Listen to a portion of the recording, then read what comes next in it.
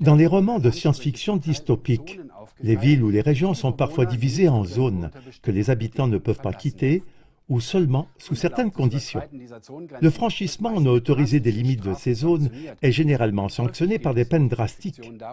Il s'agit souvent, dans ces fictions, de tenir les ouvriers ou les habitants les plus pauvres à l'écart du territoire des riches et des privilégiés. Oxford, la capitale du comté d'Oxfordshire, en Angleterre, a été rattrapée par ces fantasmes d'avenir.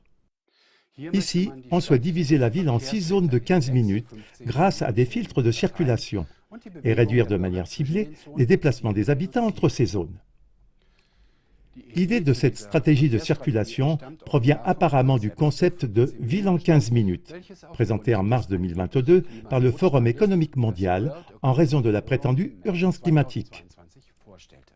Ce concept repose sur les idées du professeur de mathématiques Carlos Moreno, selon lequel toutes les installations importantes doivent être accessibles en 15 minutes maximum sans voiture. Au lieu de la voiture, c'est désormais le vélo qui doit être mis en avant. À première vue, cela semble être une bonne chose, puisque toutes les infrastructures nécessaires à la vie se trouvent à proximité et qu'il n'est pas nécessaire de parcourir de longues distances. Mais de tels concepts deviennent inquiétants lorsque la mobilité des habitants en est réduite. Et c'est précisément ce que prévoient les autorités d'Oxford.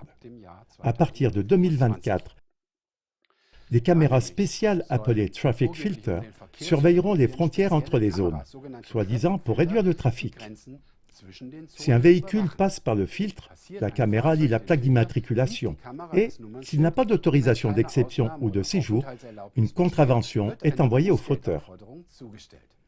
Les bus et les taxis peuvent passer librement, et à pied ou à vélo, le passage de la frontière est encore autorisé sans amende. Les habitants de la ville peuvent demander une autorisation spéciale, ce qui leur permet alors de passer plus souvent par les filtres. Les habitants des communes environnantes peuvent, après en avoir fait la demande, passer les filtres jusqu'à 25 jours en toute impunité. La ville s'efforce de minimiser la chose et argumente. L'objectif est de réduire le volume du trafic et les embouteillages, de rendre les bus plus rapides et plus fiables. Néanmoins, une fois introduites, les autorisations peuvent être retirées à tout moment, ou bien le passage totalement interdit. Étant donné que dans les villes de 15 minutes, il n'est officiellement pas nécessaire de parcourir de longues distances, les réglementations spéciales seront par la suite difficiles à justifier pour les habitants. Il n'est pas surprenant que les habitants d'Oxford ne soient pas enchantés par ce plan et qu'ils accusent leur gouvernement de pratiquer l'élevage en enclos avec des sorties limitées. De tels concepts ne sont pas seulement promus par les médias grand public. Ainsi, d'autres villes du monde, comme Canterbury, Brisbane et Melbourne, sont également séduites par l'idée.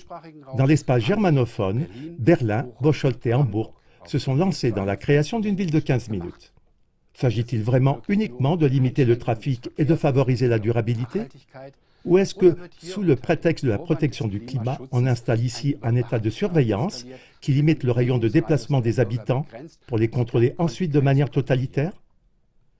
Les expériences de ces dernières années avec les mesures Covid montrent clairement les conséquences dramatiques et les restrictions imposées dans les pays occidentaux pour une prétendue protection contre une infection.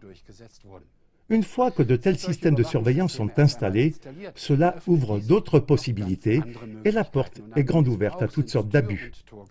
Ceux qui parlent de ville en 15 minutes devraient donc aussi mentionner tout le potentiel que peut entraîner la mise en œuvre dictatoriale d'une idée qui pourrait sembler bonne en soi.